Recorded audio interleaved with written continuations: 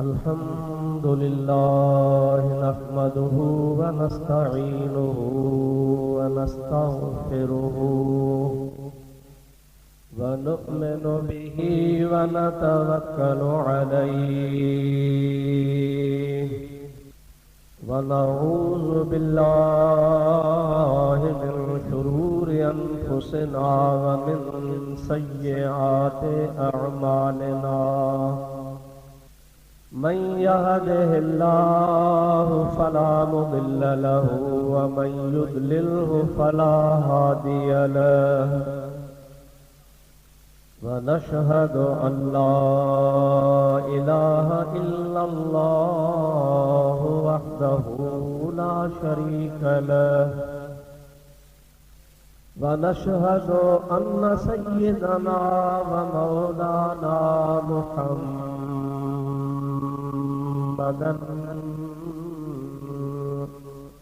अब्दुहु व रसूलुहु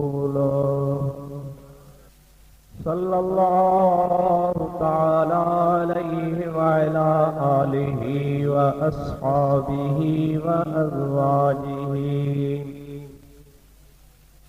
व अहले बैतिहि व ज़ुर्रिय्यातिहि व अहिब्बाइहि व उलमाए उम्मतिहि व सुलहाए मिल्लतिहि अजमईन।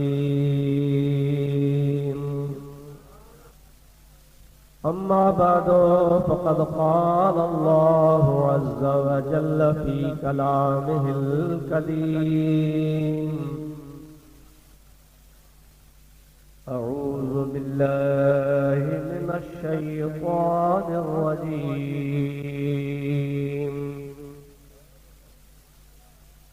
बिस्मिल्लाहिर रहमानिर रहीम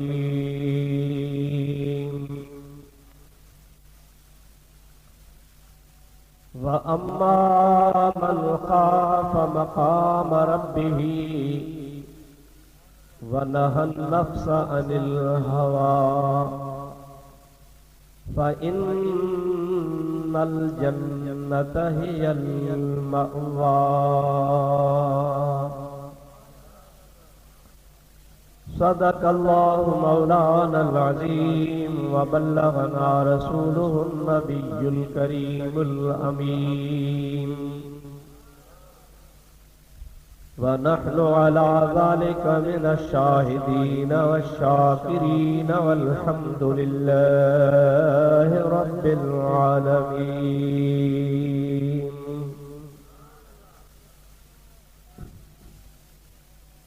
इन्नल्लाह व मलाइकतहु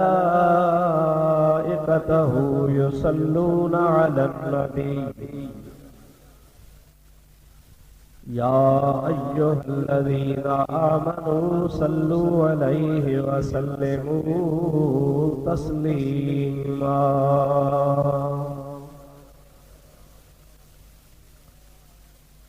अल्लाहुम्मा सल्लि अला सय्यदिना व नबियिना व मौलाना मुहम्मदिन व आलिहि व अस्हाबिहि व अज़वाजिहि व बारिक व सल्लिम अलैहि।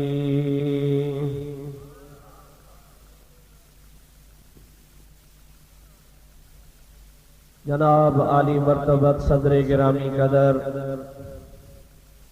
मुअज़्ज़ज़ उलमाए किराम बिरादरान इस्लाम प्यारा मुसलमान भाइरों अजीजों दोस्तों,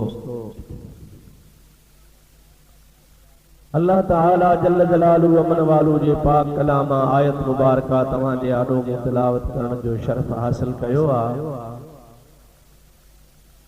उन जी माना तर्जुमो ऐं तफ़सीर ऐं उन सां मुतअल्लिक़ ॻाल्हियूं ऐं ख़ुसूसन जंहिं सिलसिले में ही जलसो रखियो वियो आहे उन बारे में तवां जे ख़िदमत आलिया में कुझु मारूज़ात अर्ज़ करण जे लाइ ही फ़क़ीर हाज़िर थियो आहे। इंशा अल्लाह अज़ीज़ तवां जे आॾो पांजे ताकत हार कुछ न कुछ अर्ज कंदुस मुखे दुआ फरमा जो रब्बुल आलमीन शल पांजे महबूब करीम जे मुहाबे में हक ऐं सच चवण जी मुखे तौफीक अता फरमाए। उन सां गॾु या बि तो दुआ कंदा हलजो त रब्बुल आलमीन पांजे महबूब जे तुफ़ैल तव्हांखे असांखे सभिनी खे शाल हक ऐं सच ॿुधी उन ते अमल करण जी तौफीक अता फरमाए। आयत सगोरी जी अव्वल ऐं माना अर्ज़ कंदो आहियां। अॼु बि उन्ही दस्तूर मुताबिक़ तव्हांखे पहिरियां आयत जी माना ॿुधायां त जीअं तव्हांखे मौज़ू सम्झ में अचे। सब खां अव्वल तव्हां ई असांजे लाइ क़ुरान शरीफ़ आहे ऐं असां उनवान जे लाइ क़ुरान शरीफ़ जी आयत खे ई मुंतख़ब कंदा आहियूं त जीअं असां अहले सुन्नत व जमाअत जे मसलक खे क़ुरान ऐं हदीस मां बयान कयूं।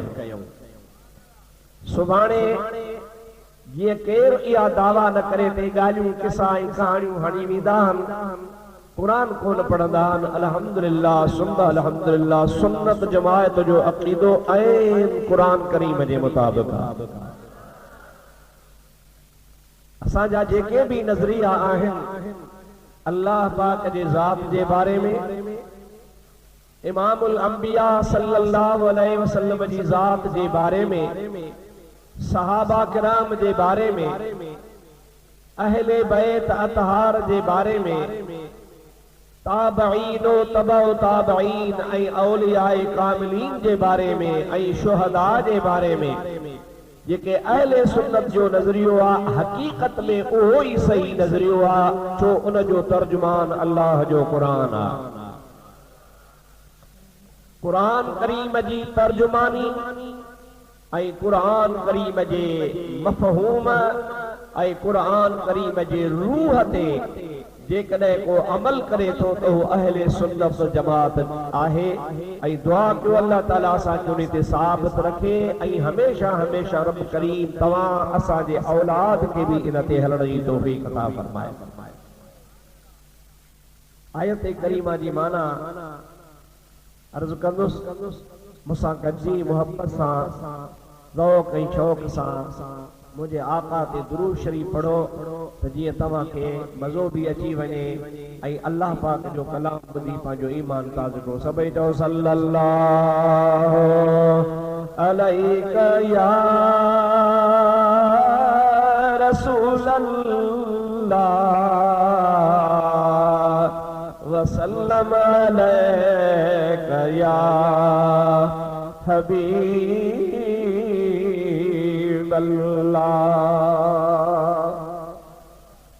लगे इए तो जड़ी तवा जो हड़ताल कई हुजे त दुरूद कोन पढ़दा। अज हुई न हड़ताल बाबा, पर हड़ताल हुई त पयो जाम कजे, दुकान बंद कजे, सलात जे ला वात बंद न कबो। पढ़ो सल्लल्लाहु अलैका या रसूलल्लाह वसल्लम अलैका या हबीबल्लाह।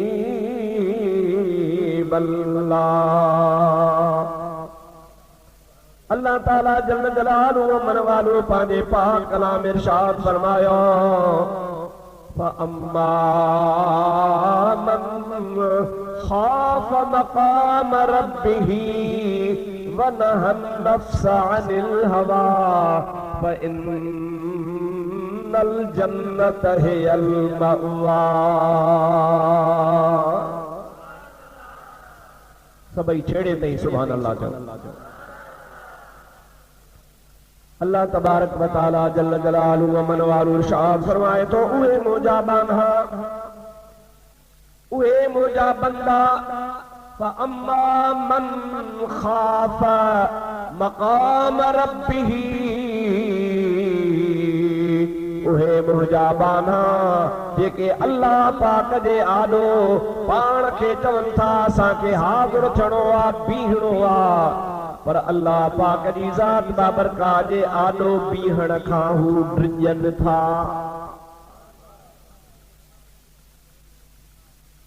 हिकिड़ी ॻाल्हि इहा उन्हनि जी वसफ़ा त अल्लाह पाक जे आॾो जमल हाज़िरी थींदी ऐं हिसाब ऐं किताब थींदो ऐं रब करीम जी ज़ात बाबरकात पंहिंजे बाननि खां पुछंदो मर्ज़ी जो मालिक छा थो पुछे कहिड़ियूं कहिड़ियूं ॻाल्हियूं अल्लाह पाक जी ज़ात पंहिंजे बाननि खां पुछे मालिक ग़ुलाम खां जेका शइ पुछे पर उहे अल्लाह जा बाना भिजंदा आहिनि त रब्बुल आलमीन जे आॾो असांखे हाज़िर थियणो आहे ख़ुदा जे आॾो बीहणो आहे अल्लाह पाक जी ज़ात बाबरकात असां खां पुछा कंदो पोइ असां उते कहिड़ो जवाबु ॾींदासीं उन जे लाइ ड्रिजनि था वनहन नफ्स अनिल हवा रुगो इए न त ड्रिजनि था पर वनहन नफ्स अनिल हवा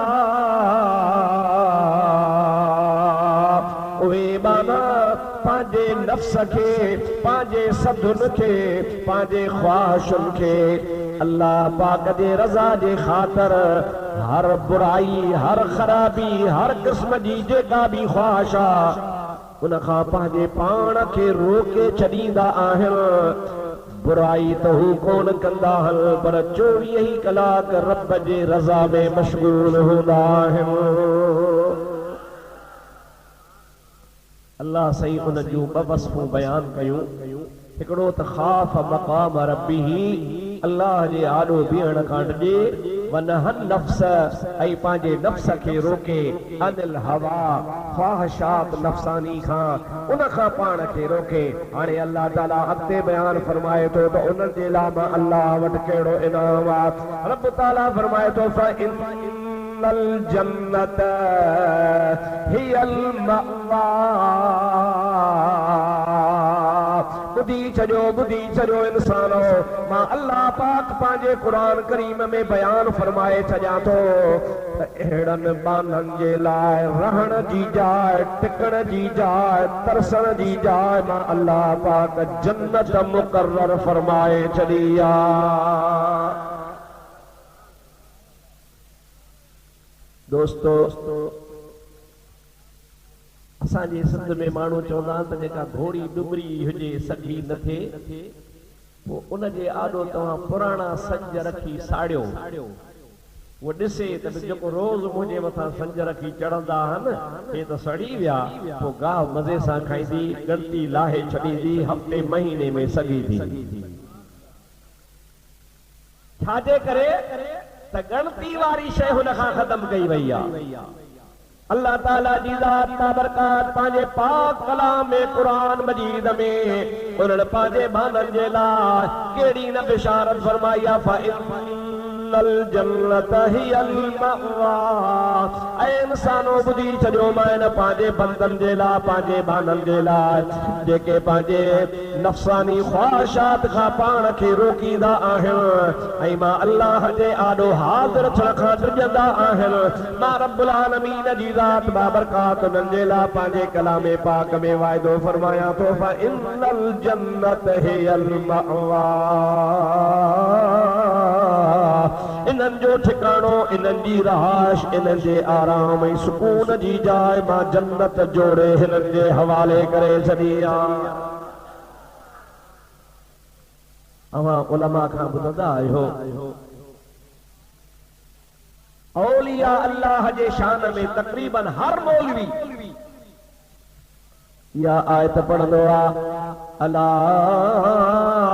इन्ना औलिया अल्लाह ला खौफुन अलैहिम वला हुम यहज़नून खबरदार खबरदार जेके अल्लाह जा दोस्त हन ला खौफुन अलैहिम उन्हनि जे मथां हिन दुनिया में कंहिं क़िस्म जो को खौफ़ नाहे वला हुम यहज़नून ऐं ये आख़िरत में भी गमगीन कोन थींदा छाजे करे जो इहा तव्हां आयत ॿुधी आहे त हुननि अल्लाह जो खौफ़ पंहिंजे दिलि में धारियो आहे ऐं नफ़्सानी ख्वाहिशात खे तर्क करे छॾियो आहे पोइ अल्लाह ताला जी ज़ात हिन खे दुनिया में हिन हयाती में ई चवे थो त मुंहिंजा दोस्तो घबरायो न तव्हांजे लाइ जन्नत इंतज़ार पई करे जेकॾहिं घोड़ी जा संज सड़ी वञनि त हुन में 4 ॾींहं जी गिणती लही पवंदी आहे त हाणे मूंते मालिक कोन चढ़ंदो हे संग साड़े छॾिया अथई। अहिड़े तरीक़े सां जॾहिं अल्लाह पाक पंहिंजे पाक सची ज़ुबान सां उहो अल्लाह पाक जो कलाम जेको बेमिसल आहे, उहा अल्लाह जी ज़ुबान जेका बेमिसल आहे, मुंहिंजे रब्बुल आलमीन जॾहिं क़ुरान करीम में पंहिंजे बंदनि सां इहो वाइदो फरमायो, मुंहिंजा भाउ जीअं हो दुनिया में ड्रना पे, जीअं दुनिया में हुनखे गिणती हुई, जीअं दुनिया में हुनखे परेशानी हुई, वरी अल्लाह पाक जे इन वाइदे खां बाद में ख़ुदा जा वली अल्लाह ख़ौफ़ पड़जी वेंदा आहिनि। ओ मुंहिंजा प्यारा भाउ अज़ीज़, इहो बि तव्हांखे मां ॿुधाए छॾियां त विलायत जो मक़ाम वलीअ जो हुजणु इहो कमाई सां कोन हूंदो आहे, इहो अल्लाह जे भलाईअ सां हूंदो आहे। छा सां हूंदो आहे चओ? कमाई सां न। इएं मतां माना कढो त कमाई वलीअ कोन कंदा आहिनि, इहा माना न कढिजो।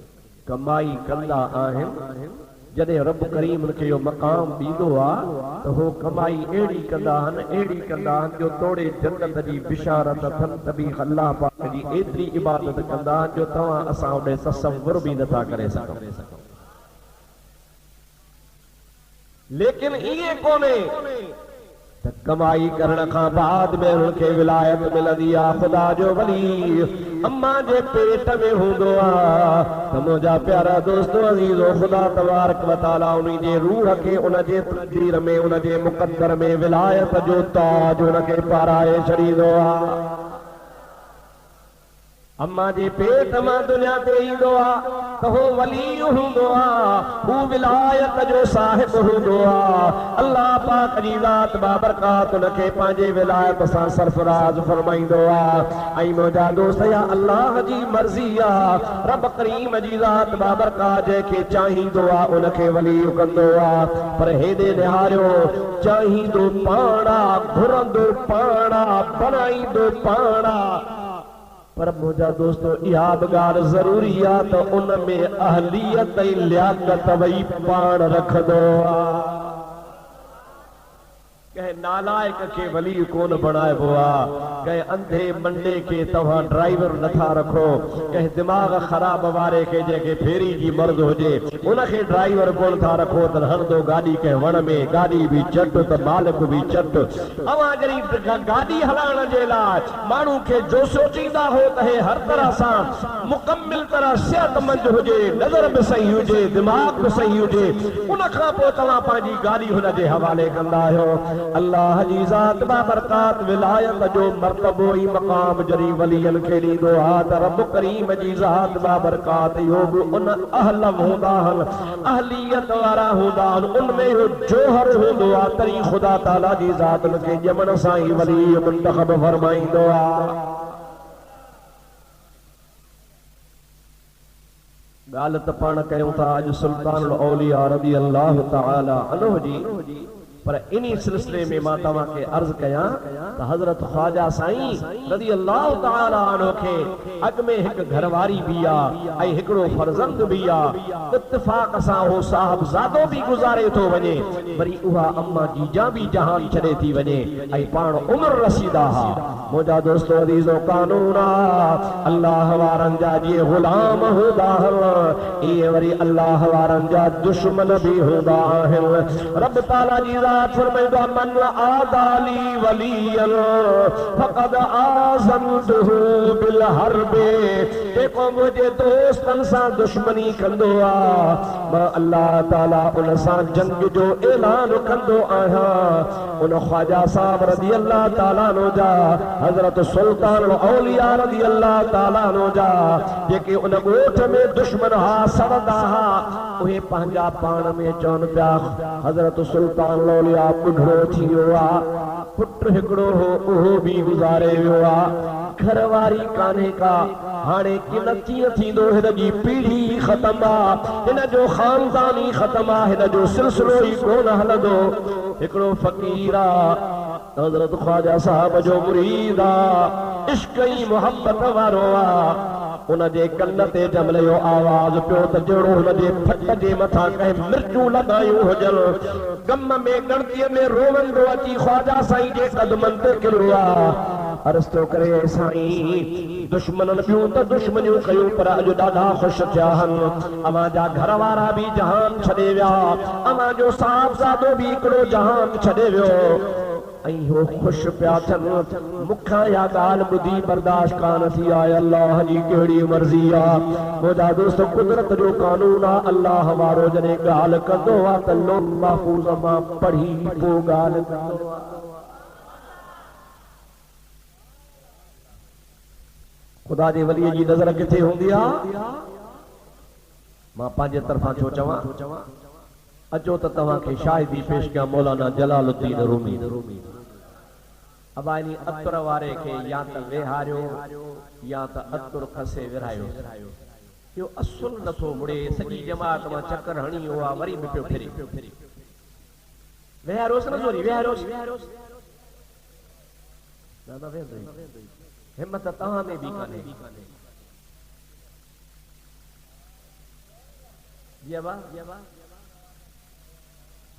मुंहिंजो हया कंदा चवण त कोन था कनि, रुगो हया पिया।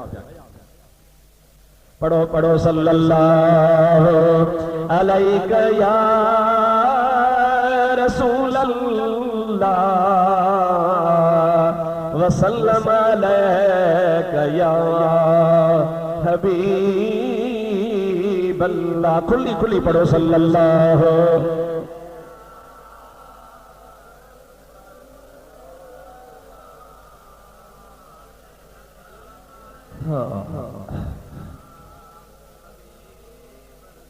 आरिफ रूमी मौलाना जलालुद्दीन रूमी जो सुभान अल्लाह फरमाए तो लोहे महफूज अस्त पेश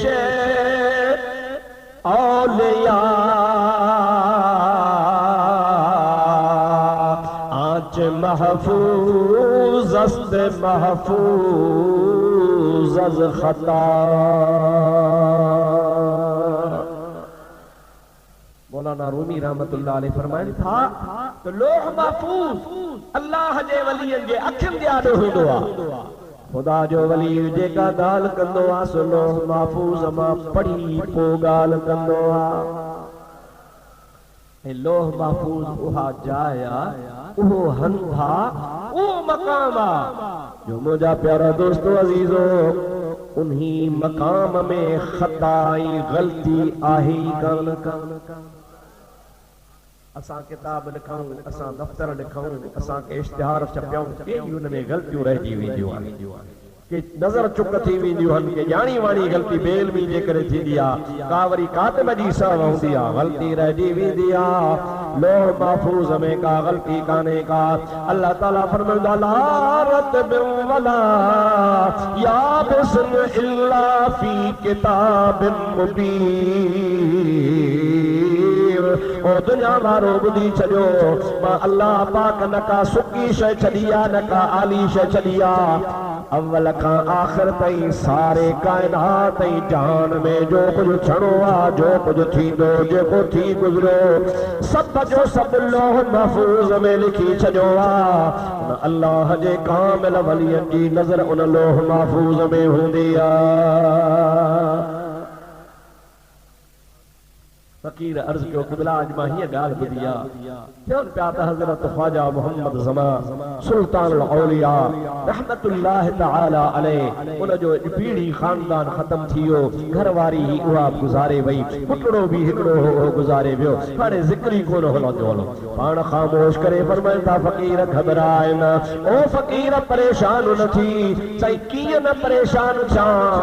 पाण फरमाइनि था मूंखे अल्लाह पाक जे हक़ पाक जे दरबार मां इरशाद थियो आहे, इल्हाम थियो आहे, ओ ख्वाजा मोहम्मद ज़मान तोखे बचड़ो ॼमंदो जेको महबूब समद ख्वाजा गुल मोहम्मद हूंदो।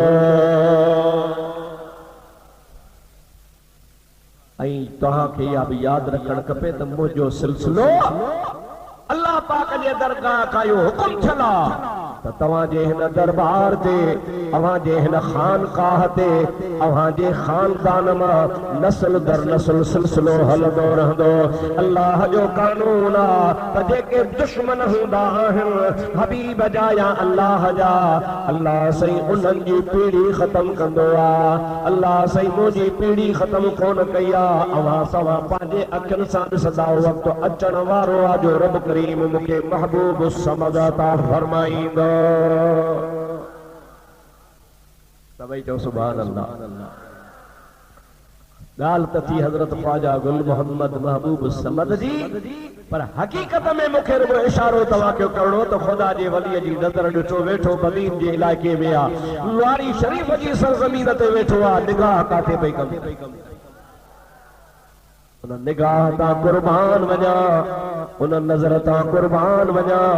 ओ अदा जेकॾहिं अल्लाह जे हबीब जे उम्मतनि वलियनि जी इहा निगाह त आमना जे लाल जी नज़र केतिरी हूंदी। उन मुझे हबीब करीम जी निगाह जो को काथो ही कोन्हे को। अल्लाह पाक जे हबीब करीम के मञण वारा ऐं हबीब करीम जे गुलामनि खे मञण वारा मुंहिंजा दोस्त इहा ॻाल्हि ज़हन में रखनि, मता को तव्हांखे सुभाणे मुंझाए विझे त मदीनो परे आहे, नबी जी नज़र तव्हां ते कीअं पवंदी हूंदी। चवंदा मदीनो परे वधि में वधि 1500 मैल आहे, 2000 मैल आहे, 2500 मैल आहे, फिज़ा जे हिसाब सां त अञा बि वेझो आहे, पर मुंहिंजा दोस्त अज़ीज़ 2-2-3 मैल को मुफ़ासिलो कोन्हे। हिन ज़मीन खां आसमान ताईं 500 साल जो पंध, वरी आसमान जी थोल 500 साल, 7 आसमान ताईं 7,000 सालन जो पंधा, उन खां बाद में 1000 साल ते सिदरतुल मुंतहा, उन 1000 साल सिदरतुल मुंतहा खां बाद में मथे लोह महफूज़ आ। मुंहिंजा दोस्तों लख न करोड़ न अरबन मैलन जे मुफ़ासिले ते जेकॾहिं ख्वाजा साहब हज़रत सुल्तान औलिया जी निगाह पई सघे थी त मुंहिंजे मोहम्मद करीम जे नज़र जो केरु थो अंदाज़ो करे सघे। सभई जो सुभान अल्लाह। अवां पंहिंजा अक़ीदा दुरुस्त कजो, मता कंहिंजी प्रोपगंडा ते लॻा हुजो। सुभाणे मुला तव्हांखे हीअं चवंदा हूअं चवंदा, बाबा हीअं हो हूअं हो, नबी खे त भित जे पुठियां जी बि ख़बर कान्हे। अवां चइजो बेवकूफ़, असां नबी जा ग़ुलाम आहियूं, नबी करीम तां त क़ुर्बान वञूं, हुज़ूर करीम जे उम्मत जे वलीअनि जी नज़र जो लोह महफूज़ पिया ॾिसनि पिया। ओ मुंहिंजा भाउ अज़ीज़, अवां अंदाज़ो लगायो त इहो अल्लाह पाक जो इंतखाब जेके मुंतखब करे ख़ुदा वली बणाए उहो इन ॻाल्हि जो अहल आहे, लाइक़ आहे। उन में इहा ख़ुसूसियत ऐं ख़ूबी आहे जो इन मक़ाम ते हू अची सघे थो। पढ़ो सल्लल्लाहु अलैका या रसूल अल्लाह वसल्लम अलैका या हबीब अल्लाह। यह ॻाल्हि मां सम्झां तो पूरी कयां, अध में न छॾियां। छा ॻाल्हि आहे? सुभान अल्लाह चओ, पूरी कयां न बाबा। हाणे सही जॾहिं ख़ुदा जी तरफ़ खां इल्हामात सही ख्वाजा गुल मोहम्मद महबूब समद ईंदो त उन जे लाइ बि के असबाब ठहनि। अबा असबाब जो मतलब संग मिले, शादी थे। अबा जागो था, अॼु सुस्ता लगा पिया हो राजा।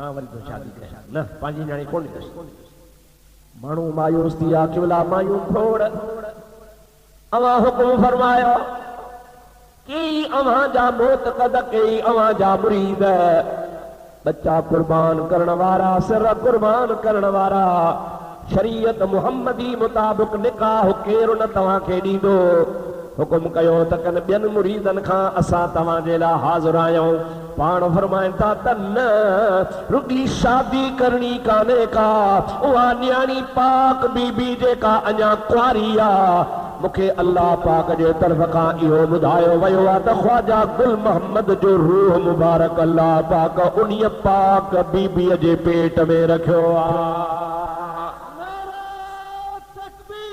अल्लाह अकबर या रसूल अल्लाह आप चार यार दोस्तों अजीजो पाण जड़ी गाल रड़ी क्यों त न इहा ई शादी थींदी छो त जेका शइ जिथां अचणी आहे उहा इहा जा है हू त मूर्खो इनकार पियो करे पाण फरमाइन था बकरे की मां कब तक खैर मनाएगी केतरा ॾिहाड़ा इनकार कंदो अवा चुप करे वेहो इहो पाण मेड़ थी असां वटि अची सिलसिलो पाण हलाईंदो असां हिकु दफ़ो चयो वाह वधीक कोन चवंदासूं हाणे तव्हां सब्र कयो ॾिसो अल्लाह पाक जी ज़ात बाबरकात जेका शइ करण वारो आहे रब्बुल आलमीन फरमाईंदो आहे यफ़अलुल्लाहु मा यशा अल्लाह पाक जी ज़ात बाबरकात उहो ई कंदो आहे जेको रब पाण चाहींदो आहे। अल्लाह से फरमाए थो इन्नल्लाह अला कुल्लि शैइन क़दीर अल्लाह जी ज़ात बाबरकात हर शइ ते कुदरत वारो आहे। फ़क़ीरो तव्हां बस कयो ख़लीफ़ो तव्हां बस कयो जमात वारा तव्हां बस कयो इहो सिलसिलो पाण ई हलंदो। वाकई अल्लाह जे वलीअ जे ज़ुबान मां जेको निकितो सो ईअं ई थियो मां नथो चवां जलालुद्दीन रूमी तो चवे फरमाए तो गुफ्त ए अल्लाह बुवदे घरचे अज़े हुलकू में अब्दुल्लाह बुवदे बज़ाहिर इंसान जी ज़ुबान हूंदी आहे बज़ाहिर इंसान जे गले मां आवाज़ निकिरंदो आहे पर उहो इंसान जॾहिं अल्लाह जो वली हूंदो आहे जलालुद्दीन रूमी रहमतुल्लाह अलैह फरमाईंदो आहे त अल्लाह जे वलीअ जो चयो ख़ुदि अल्लाह जो चयो हूंदो आहे। ऐं तव्हां कई दफ़ा आलमन खां ॿुधो आहे हिन फ़क़ीर बि तव्हांखे ॿुधायो आहे रब साईं फरमाईंदो आहे कुन्तु समाहुल लज़ी यस्मउ बिही व बसरहुल लज़ी युबसिरु बिही व यदहुल लती यबतिशु बिहा। अल्लाह साईं फरमाईंदो आहे न माने जे वजूद जी ताक़त मां बणिबो आहियां उन जा हथ मुंहिंजी ताक़त जो मज़हर हूंदा आहिनि उन जा कन ॿुधण वारा मुंहिंजी ताक़त जे मज़हर हूंदा आहिनि उन जूं टंगूं घुमण फिरण वारियूं हता उन जी ज़ुबान एतिरे क़दुर जो अल्लाह पाक फरमातो वल इन सअलनी लउतियन्नहु मां रब्बुल आलमीन मुस्तफ़ा जे ज़ुबान सां वाइदो कराए ऐलान थो करायां त मुंहिंजो दोस्त मूंखां जेका शइ घुरंदो आहे सां मां ॾींदो आहियां। वल इन सअलनी जेकॾहिं मूंखां सुवाल कयई लाम ताक़ीद जो आहे उलमा मशाइख़ वेठा आहिनि जेके अरबी जे कानून खे सुञाणनि था अल्लाह सी फरमाई ईअं चवंदा त मां ॾींदो आहियां पर न हिते तो चओ त मां ज़रूर ॾींदो आहियां। छा तो रब चवे मां ॾाढे चओ सभई चओ मां जरूर ॾींदो आहियां ऐं जरूर बिल ज़बूर मां जरूर पहुचाईंदो आहियां। मुंहिंजा दोस्तो अज़ीज़ो पाण थोरो अरसो ख़ामोशी फरमाई अथनि। मुंहिंजा दोस्तो अज़ीज़ो ओ शख्स भलारो उन मुंहिंजा दोस्त उनखे कुदरत दिल में ॻाल्हि विधी आहे, पंहिंजे घर वारनि सां सलाह करे थो, चवे थो ख्वाजा साहब रहमतुल्लाह अलैह जहिड़ो अॼु हिन असांजे मुल्क में पट में का शख्सियत ई कान्हे का। जेकॾहिं असांजी न्याणी सदन अक़द निकाह में अची थी त इन खां वधीक ॿियो कहिड़ो भाग थींदो आहे। मुंहिंजा दोस्तो हाणे त वरी निज़ाम ई निरालो आहे जो खूह पाण हली प्यासे ॾे अचे थो पियो। हालांकि उञ वारो खूह ॾे हली वेंदो आहे पर हिते निज़ाम ई निरालो आहे जो पाणी पाण हली आयो आहे। उन्हीं पाक दामन अम्मा मां अल्लाह पाक जी ज़ात बाबरकात हज़रत ख्वाजा गुल मोहम्मद रहमतुल्लाह अलैह जंहिंजो लक़ब महबूब समद, अल्लाह बेनियाज़ जो प्यारो महबूब, उन्हीं खे ख़ुदा तबारक व तआला दुनिया ते आंदो आहे। ऐं उन्हनि जो ज़मानो उहो दौर हो जंहिं दौर में असांजा मुर्शिद हज़रत पीर सईं मोहम्मद राशिद भी उते लिवारी शरीफ़ विया हुआ ऐं ख्वाजा साहब सां मुलाक़ात थी पाण में गुफ़्तगू कई हो जेका मलफूज़ा शरीफ़ में मौजूद आहे। ख्वाजा साहब जन जो हिन दुनिया में लाडाणो थी चुको हो जॾहिं पीर से रोज़े वारा लवारी शरीफ़ विया हा। खलीफ़ो साहब गॾु हो, खलीफ़े जी भी मुंहिंजा दोस्त मुलाक़ात थी ख्वाजा साहब साईं गुल मोहम्मद साहब रहमतुल्लाह ताला अलैह सां। ख्वाजा साहब जी विलादत जेका आहे हिन दुनिया में तशरीफ़ आवरी जेका आहे सा सन 1125 हिजरी आहे। महीनो रमज़ान जो चओ सुभान अल्लाह। महीनो ॾाढे जो महीनो ऐं इहा बि मुंहिंजा दोस्त मूं हाणे ताज़ो किताबनि में जॾहिं जलसो रखियो त पोइ मूंखे मुतालो करणो पियो। मुंहिंजा दोस्तो अज़ीज़ो मां पढ़ियो रमज़ान जे महीने में जीअं अब्दुल कादिर जीलानी ॾींहं जो खीर कोन पीअंदा हुआ त ख्वाजा सुल्तान औलिया बि ॾींहं जो रमज़ान में खीर कोन पीअंदा हुआ। बेटा ऐसा फरमाए तो भली जायूं मायरूं सदियूं सालिहूं माशर जे मैदान में उन्हनि ॾाज मिलल बाक़ी ॿियल वीचारनि त उजागा अजाया कया। पढ़ो सल्लल्लाहु अलैहि या रसूल अल्लाह वसल्लम अलैका या हबीब अल्लाह। पाण खैर सां जिए जो दुनिया जे तख्ते ते आया ऐं समझदार थिया त क़ुरान करीम जी तालीम पंहिंजे वालिद मोहतरम खां वरताऊं।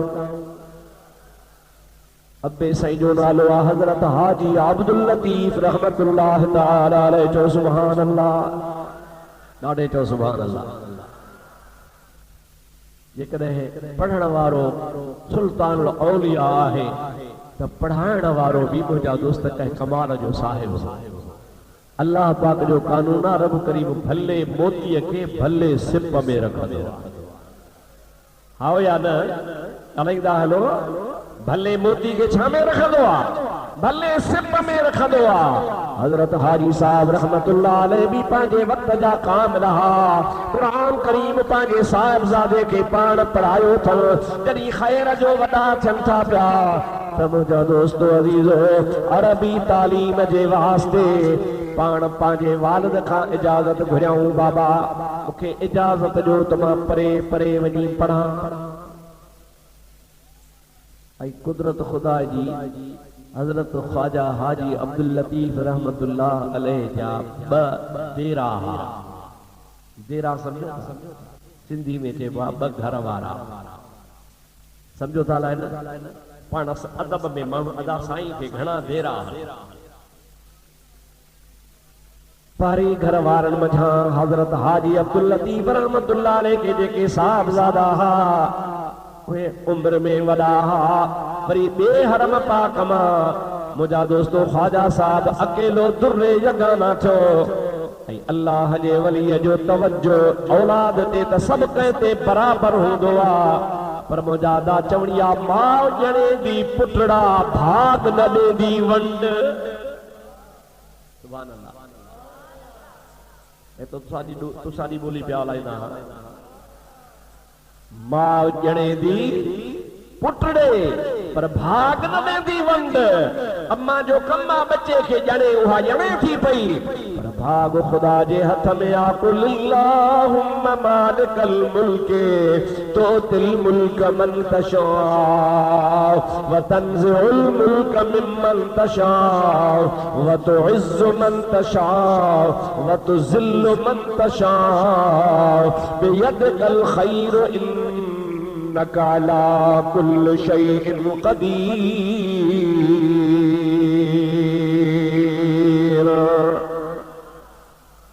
रब तो इज्जत मुझे हथ में आ जाए कि मैं इज्जत बख्शा। हालांकि हजरत ख्वाजा हाजी अब्दुल लतीफ रहमतुल्लाह ताला अलैहि के ॿिया बि पुटड़ा प्यारा हा पर वधीक तवज्जो हिन अल्लाह जे वलीअ जे मथां हुयो। इन जे करे जो उन कामिल अकमल बाबे पंहिंजे रूहानी नज़रुनि सां ॾिठो पिए त कुछ टाइम खां बाद में हजरत ख्वाजा मोहम्मद ज़मान रहमतुल्लाह ताला अलैहि जो फैज़ सावणीअ जे वॾ फुड़े मींहं खां बि वधीक वसंदो जो जर थर जल थल सब वहाए आबाद कंदो। खुदा जे खल्क के जेका खल्क खुदा का विछड़ी वैया तल के खुदा पाक जो विसाल नसीब कंदो। उहे दिलियूं जेके खुदा का गाफिल आहिन उन दिलनि के खुदा पाक जे तरफ राग़िब कंदो।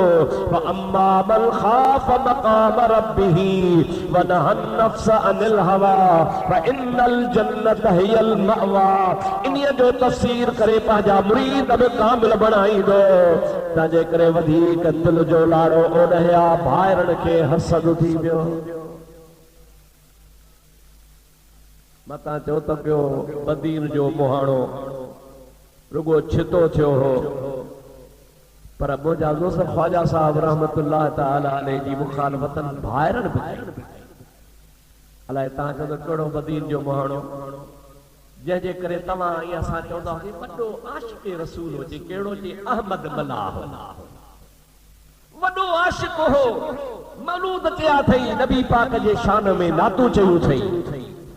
ओ मुंहिंजा दोस्तो अज़ीज़ो इहा हुनजी मजबूरी हुई हुन जा किरदार हुन जा करतूत हुन जा अफ़आल मुंहिंजा दोस्त दुनिया जे आॾो हुया। इन जे करे मुंहिंजा दोस्त मजबूर थी करे शाइर त हुयो पोइ शेरनि में हिकु ॿ हुन नातू बराबरि लिखियूं त माण्हू जीअं मूंखे थुक थुक घटि कनि ऐं ख़बर पवे माण्हुनि खे त आउं बि नबी पाक जो आशिक़ आहियां पर इन जहिड़ो बेअदब मुंहिंजा दोस्त पैदा कोन थियो आहे। अलाह मूंखे माफ़ करे मूं बि हिकिड़ो दफ़ो ॾिठो बदीन में मुझो दोस्त हो मुसां गॾु पढ़ियो हो छेड़े ताईं मुसां आख़िरी किताब पढ़ी दस्तार दरगाह शरीफ़ ते कईसूं। दस्तार खां पोइ मूंखे दावत करे पंहिंजे ॻोठ वठी वियो पोइ इत्तेफ़ाक़ सां असीं आयासीं पे हे वेठो हो मूंखे चइसि इहो ॾिसो था जो हा चई इहो अथव अहमद मलाह। मां इन जे करे न त को मुबालगो थो कयां बल्कि हक़ीक़त थो तव्हांखे ॿुधायां हिते का बि अहिड़ी कारी शइ मूंखे नज़र नथी अचे अहिड़ो ख़ुदा हुनजो कारो रंग ठाहे शकिल के ॾिसो त भाव पे थियो नफ़रत ऐं किरब पे आई। अल्लाह पाक जी ज़ात बाबरकात हिन दुनिया में हुनखे ज़िल्लत ॾेई छॾी हुई। अल्लाह पाक जे बाननि जोजन में ख़ुदा जे इश्क़ ऐं मुहबत जो नूर हूंदो आहे भले सांवरा हुजनि पर ख़ुदा ताला हुन में निमक रखंदो आहे। ही ख़ुदा जे वलीअनि जो दुश्मन अल्लाह पाक जे बाननि जी गिला करण वारो इहो वाहिद माण्हू हो जंहिं असांजे सिंध में इहो फितरो उथारियो माज़अल्लाह त हज था कनि लवारी शरीफ़ में। ओ मुंहिंजा दोस्तो अज़ीज़ो मां तव्हां खां पुछां थो हज किथे थींदो आहे तो अरफात में। तव्हांखे ख़बर न आहे त वरी मां ॿुधायां किथे थींदो आहे बाबा ज़ोर सां हथ मथे खणी चओ ॾाढे चओ किथे हज थींदो आहे लवारी शरीफ़ में हज। यो अल्लाह पाक जे बानन के मुझा दोस्त अज़ीज़ मानुन के नफरत जान जे ला हुन यो हरबो हलायो। अल्लाह पाक जल जलालहू अमर वालू हुनखे दुनिया में ही रसवा करे छॾियो। मुंहिंजा भाउ अज़ीज़, हज उते थींदो आहे जिते आदम अलैहिस्सलाम जी तौबा क़बूल थी आहे। हज उन जाइ ते थींदो आहे जंहिं जाइ ते मिठो मुहम्मद रसूलुल्लाह पाण हज कयो आहे। खुद ख्वाजा मुहम्मद ज़मान रहमतुल्लाह अलैह जे खानदान मां हज़रत ख्वाजा मुहम्मद सईद रहमतुल्लाह अलैह हज कयो आहे। ॿियो मुंहिंजा दोस्त गादी नशीला बुजुर्ग जेके चइबो आहे हज़रत मदनी साहब रहमतुल्लाह अलैह उन्हनि भी उते हज कयो आहे। मुंहिंजा भाउ अज़ीज़, हज त उन जाइ ते थींदो आहे जिते थियणो आहे। जेकॾहिं लुआरी शरीफ़ में हज कराइनि हा त पोइ सभई गादी नशील चवनि हा असां छो मके मदीने वञूं, इते हज कयूं। पर अल्लाह जा वली पाण पंहिंजा मुरीद जमात वठी मके पाक वया, काबतुल्लाह जो तवाफ कयाऊं, अरफात में हज अदा करे मलाह जे मुंह ते धांगी घुमाए चयूं।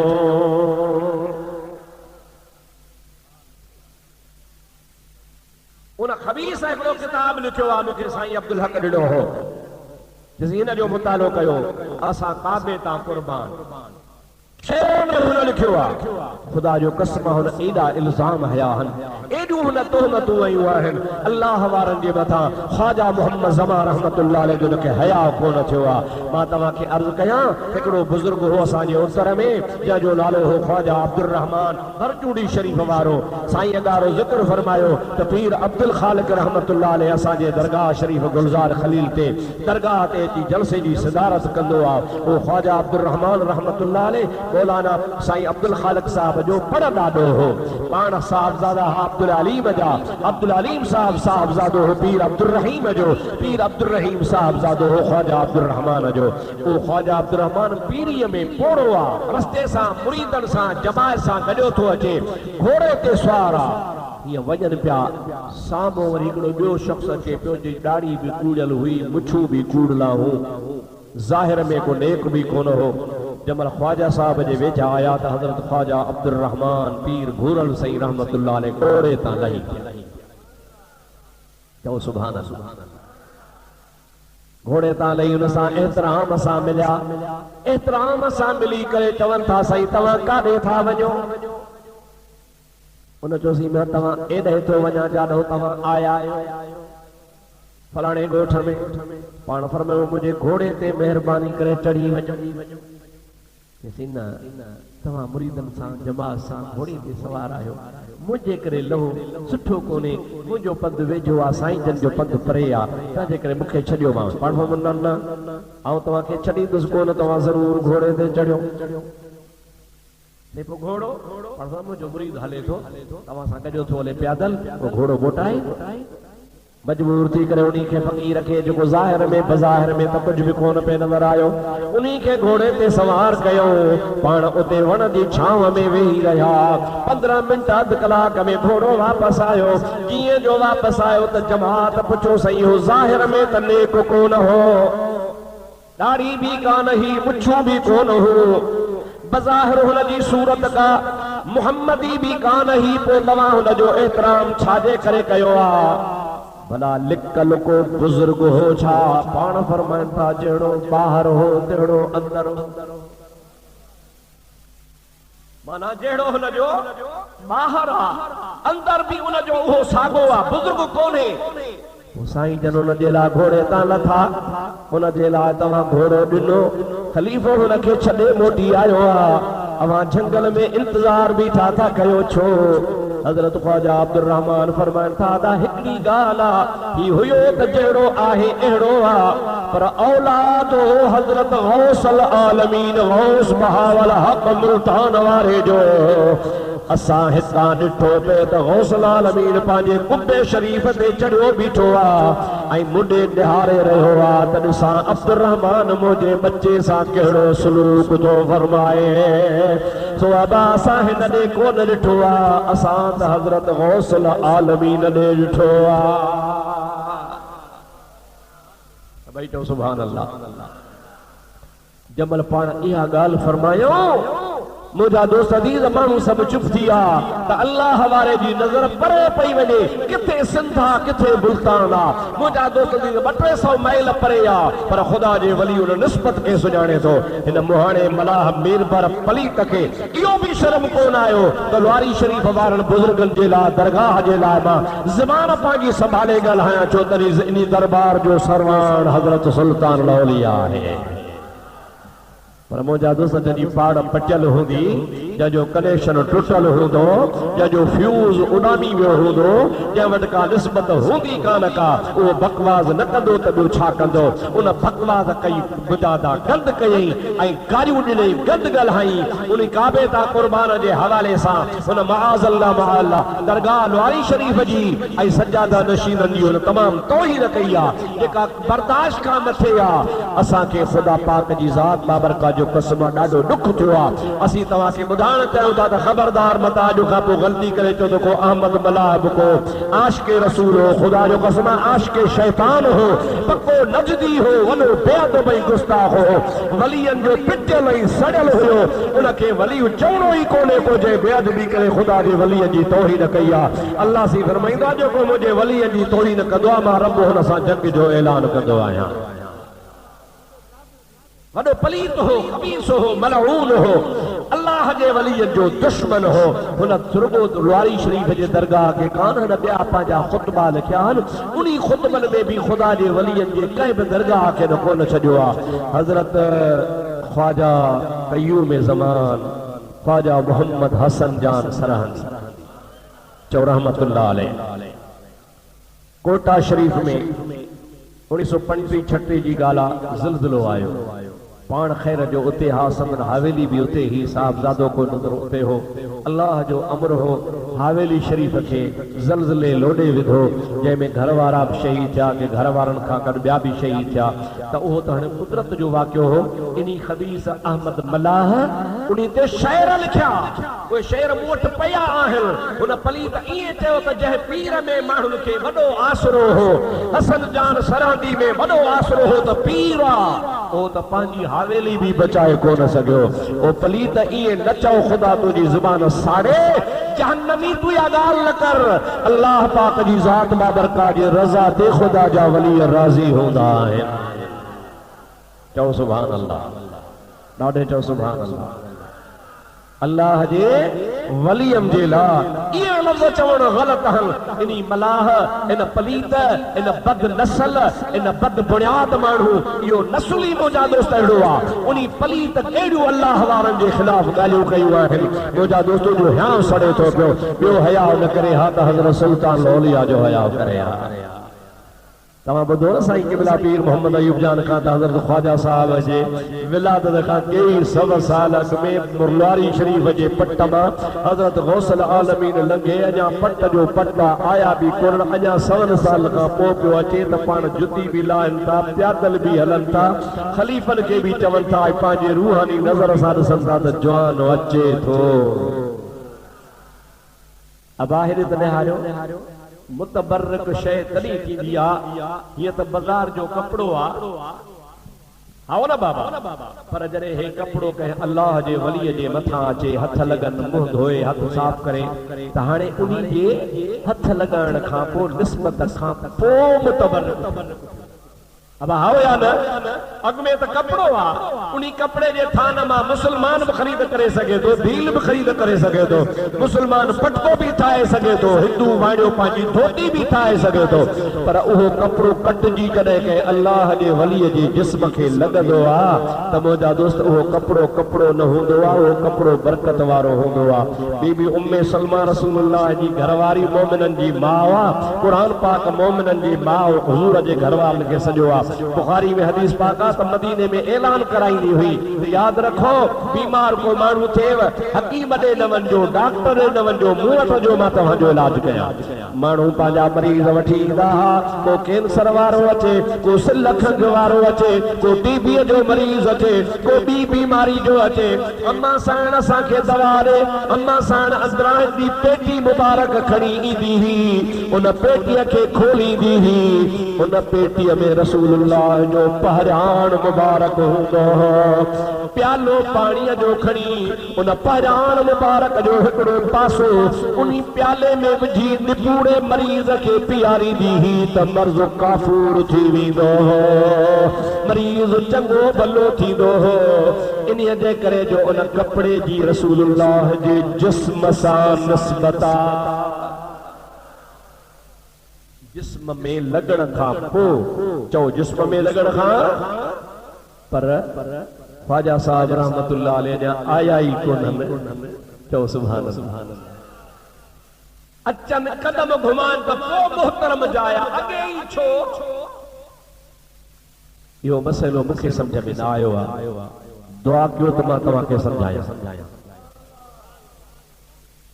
सम्झायां अॼु ताईं मूंखे सम्झ में कोन ईंदो हो पर हाणे मूंखे कुर्सी ते सम्झ में अची वियो। तव्हांखे ॿुधायां पढ़ो सल्लल्लाहु अलैका या रसूल अल्लाह वसल्लम अलैका या हबीब अल्लाह। जोर सां सल्लल्लाहु। इहा ॻाल्हि त सम्झ में अचेव थी न कदम रखण खां पोइ छा चओ कदम रखण खां एॾे लाउड जो आवाज़ कोन्हे कहिड़ा गूंगा बणिया वेठा आहियो। लाड़ जी जमात गूंगी त कान्हे माशाअल्लाह। तव्हां अल्लाह वारनि जे जिथे कदम लॻा आहिनि उन मुल्क जा अबाद जरी अल्लाह वारो कदम घुमाए तो पोइ उहा जाइ बरकत वारी थी। चओ जॾहिं कदम घुमाए त अञा त आया ई कोन साईं तव्हांखे ॿुधायो त 100 साल अॻे ई पिया फरमाइनि। आख़िर इहो फ़लसफ़ो कहिड़ो सवलो आहे। अल्लाह तबारक व तआला क़ुरान पाक में फरमायो आहे मां क़ुरान मां ॿुधायां रब ताला फरमाए तो मिनहा खलक़नाकुम व फीहा नुईदुकुम व मिनहा नुखरिजुकुम तारतन उखरा। मां अल्लाह पाक जी ज़ात बाबरकात जह ज़मीन जी जह जाइ ता अव्हां खे पैदा कंदो आहियां। मिट्टी खणी मां तव्हां जो जिस्म बणाईंदो आहियां। पोइ जॾहिं तव्हां मिसाल कंदा हो त उहा साॻी मिट्टी वारी जाइ तव्हां जी क़बर बणबी आहे ऐं वरी क़यामत जे ॾिहाड़े बि तव्हां खे उन्हीअ जाइ तां उथारियो वेंदो। हज़रत गौसुल आलमीन वली वक्त जो गौस अञा ख्वाजा साहब आयो कोन्हे कदम कोन घुमाए थो पर अल्लाह जो वली उन ज़मीन खे सुञाणे थो त इहो उहा ज़मीन आहे जंहिंमां अल्लाह पाक सुल्तान औलिया खे उथारींदो। हाणे सम्झ में ॻाल्हि आई कान आई ज़ोर सां चओ अवां जो इन ॻाल्हि में ईमान आहे त जंहिं जाइ छा चवंदा हुआ मिटीअ जो कमीरो असुल लफ़्ज़ आहे खमीर। कहिड़ो लफ़्ज़ आहे बाबा ॾाढे जो छा खमीर पर असां सिंधनि ठाहे छॾियो आहे कमीरो। हलो पोइ जेका सम्झ में ॻाल्हि अचे उहा ई सही आहे। मिट्टी जो कमीरो अबा वेचारणो मदीन जो माण्हू अचे मातली मरी वञे हिते पूरजी वञे अड़े वेचारणो मातली जो माण्हू त कोन हो हे त मदीन जो हो सीराणी जो हो भुगड़ा मेमण जो हो हिते वेचारो सभु अदा मिट्टी जो कमीरो। कई हाजी हमेता वेंदा आहिनि सिंध जा मदीने मके में मरदा चओ सुभान अल्लाह। कंहिंखे मके जो मुक़ाम नसीब थींदो जन्नतुल मुअल्ला कंहिंखे जन्नतुल बक़िया नसीब थींदी आहे। दुआ कयो असांखे बि शल पिरनि जो पहाड़ो नसीब। मुंहिंजा भाउ त ख्वाजा सुल्तान औलिया रहमतुल्लाह अलैह उन्ही सरज़मीन मां उथण वारा हा ऐं उहा चवंदो त आयो कोन्हे कदम कोन घुमाया अथई अल्लाह जो वली एतिराम छो थो करे इन इन जे करे पियो त अल्लाह जो वली उन मिट्टीअ खे बि सुञाणे पियो, उन जाइ खे बि सुञाणे पियो। ही उहा जाइ आहे जिथां हिदायत जो सिजो घुरंदो, अल्लाह जे इश्क ऐं मुहबत जो सिजो घुरंदो। इन जे करे अल्लाह जे वली उन जाइ जो एहतराम फरमायो आहे। अथवई अदब में अहले सुन्नत वल जमात खे जेका अल्लाह दौलत नसीब कई आहे, सा अदब वारी दौलत नसीब फरमाई आहे।